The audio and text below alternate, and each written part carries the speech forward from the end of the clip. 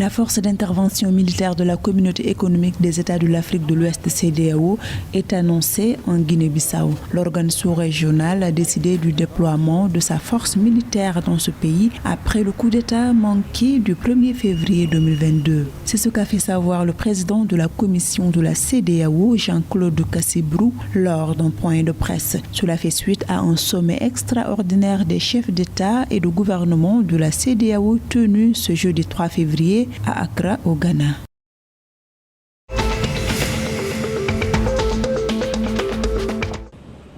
La Communauté des États de l'Afrique de l'Ouest, CEDEAO, n'a pas infligé de nouvelles sanctions au Burkina Faso au terme de son sommet tenu à Accra, au Ghana, le jeudi 3 février 2022, suite au coup d'État du 24 janvier 2022. Toutefois, l'organisation sous-régionale recommande au chef de la junte de donner un chronogramme assez raisonnable de sortie de crise en vue d'organiser une élection. Pour rappel, au lendemain du coup d'État, la CEDEAO et l'Union africaine ont suspendu le Burkina Faso de leurs instances.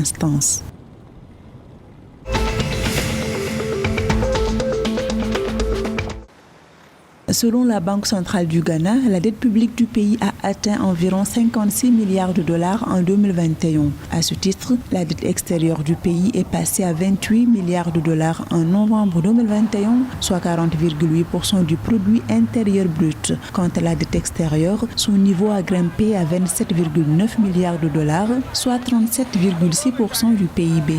La dette du Ghana a été notamment accentuée par les dépenses sanitaires, sociales et économiques liées à la crise du Covid-19 qui ont porté le déficit budgétaire du pays à 15,2% du PIB.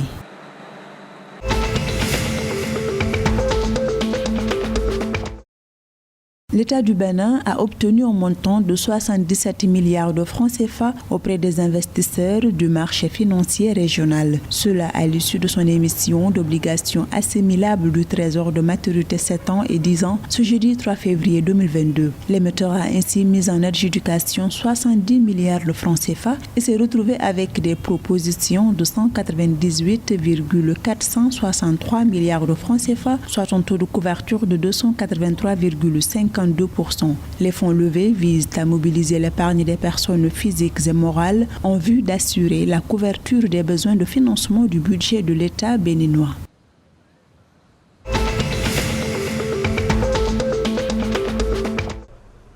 Avec un volume de 100 779 tonnes de fèves expédiées sur les 8 premiers mois de l'année 2021, les exportations nigérianes de cacao ont augmenté de 43,5% par rapport à la même période de 2020. Ce progrès, selon certains experts, est lié aux conséquences de la crise de Covid-19 qui, en 2020, avait causé un dysfonctionnement de la filière cacao.